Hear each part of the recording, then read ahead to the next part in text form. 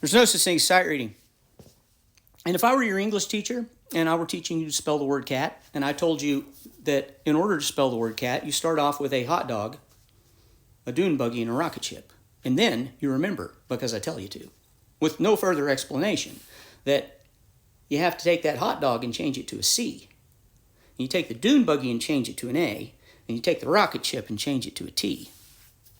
And now you have the correct spelling for the word cat. And that's true. That does spell cat. However, because the first group of things has nothing to do with the second group of things, it's an irrelevant algorithm. It's a needless set of steps. When you're writing the word cat, you're not going to go through that process in your head.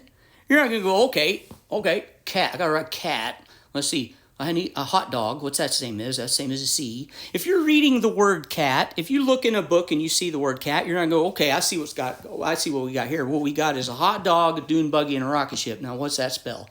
You're not going to go through that process. I'm not questioning the veracity of the algorithm. I'm challenging its usefulness in regard to literacy. Now, many of you commented on my video on modes, for example, that the D Dorian mode has a major sixth, while the D Aeolian, D natural minor, has a minor sixth. Now that's true. That's true, and for comparing and contrasting in regard to ear training, this is knowledge that has a use. But the reason D Dorian has a major sixth is not because the sixth has been altered. The reason D Dorian has a major sixth is because D Dorian is an iteration of a C major scale. D Dorian is just one of the ways you can choose to play the C scale. The D Dorian has no sharps, no flats in the key signature. The major sixth, the B natural, is just a key signature note. It hasn't been altered. And the reason D Aeolian, D natural minor, has a minor sixth, it's not because we lowered the sixth.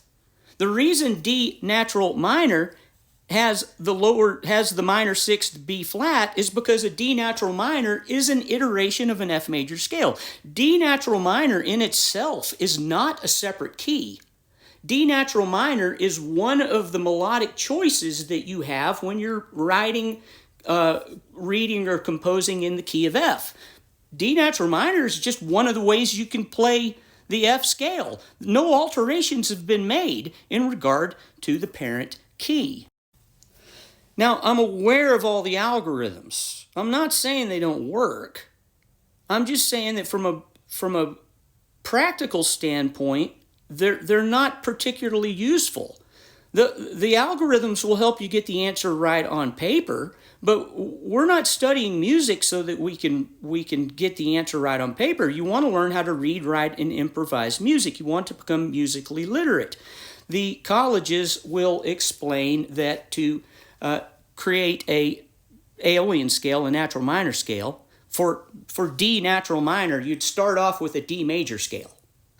So we're starting off in a completely wrong key. D natural minor has nothing to do with key of D major, right? But so what they'll do is they'll say, okay, you take the D major scale, and then you lower the third, so the F sharp becomes an F natural. You lower the sixth, so the B becomes a B flat, and you lower the seventh, so the C sharp becomes a C, and now you have a D natural minor scale.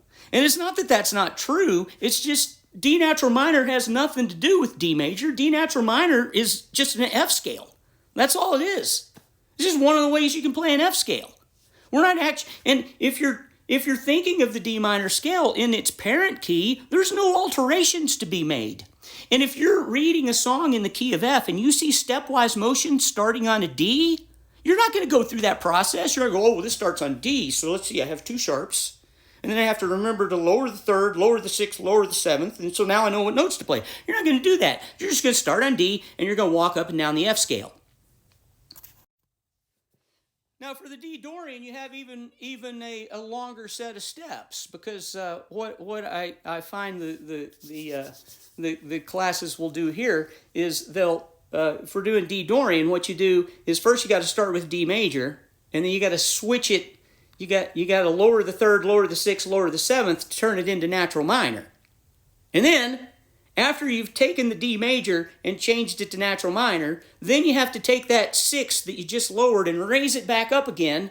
So now you have D Dorian. Well,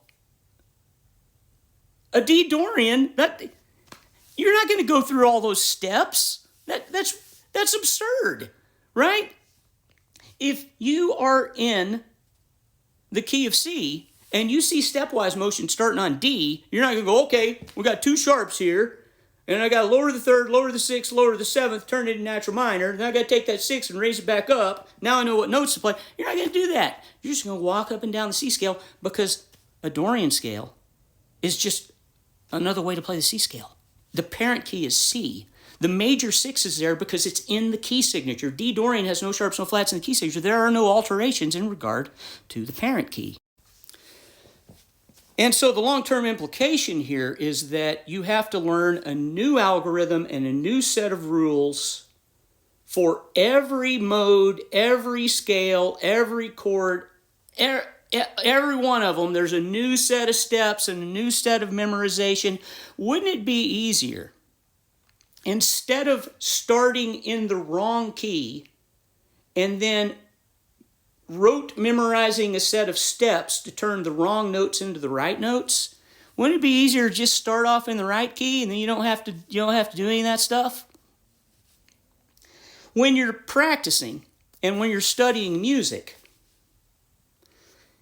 if the things you're studying and practicing are not improving your abilities to read, write, and improvise music, if the things you are studying and practicing are not moving the dial in a positive direction in regard to music literacy, then those things are not useful to you. My name is Mark Dooley. I've been a private music teacher for 36 years, focused on practical theory and music literacy. If you'd like to hear more, follow me. If you like lessons, contact me. If you can learn how to read words, you can learn how to read music.